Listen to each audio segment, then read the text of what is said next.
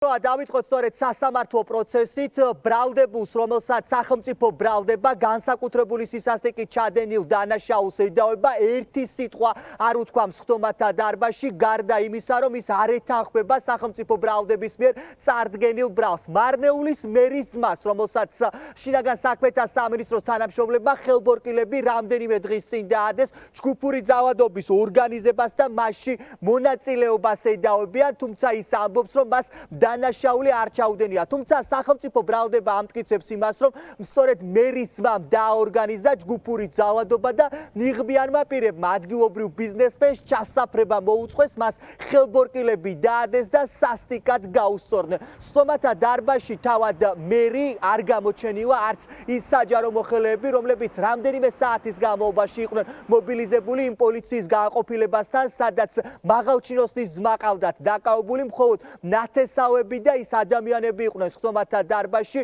რომლებიც ოჯახის ახლობლები არიან, თუმცა ისინი მედიასთან ვრცელ კომენტარს არ აკეთებდნენ იმ ძალადობასთან დაკავშირებით, რომლის გამოც არის დაკავებული მარნეულის მერის ძმა.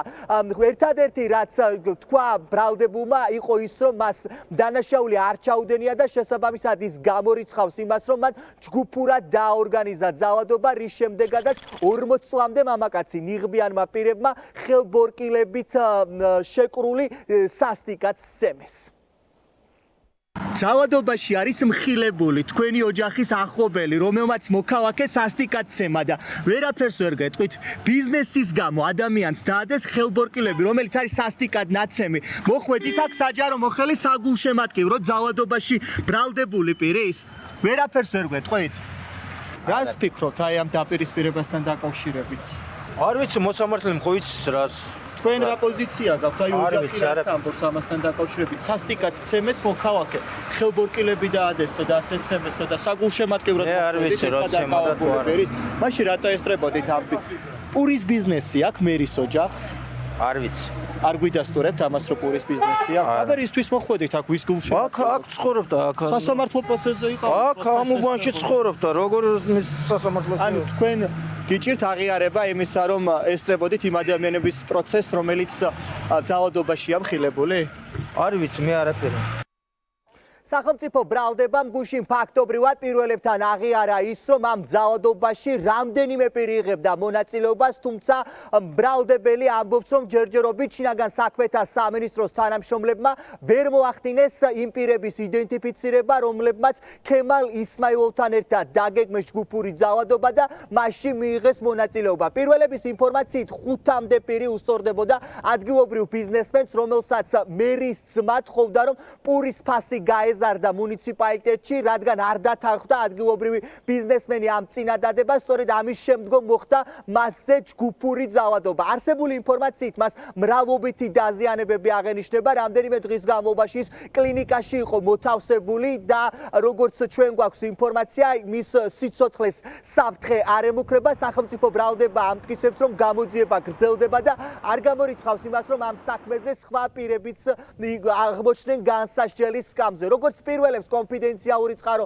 უყვება ამ ძალადობაში ის საჯარო მოხელებიც მონაწილეობდნენ, რომლებიც მარნეულის მერიაში არიან დასაქმებულები. ბრალდებული მოცემულ მომენტში ბრალს არ აღიარებს, მას ბრალი წარდგენილია ქართლის სამართლის კოდექსის 120 მუხლის მეორე ნაწილით, რაც განზრახ მსუბუქ დაზიანებას გულისხმობს ჯგუფურად ჩადენილს.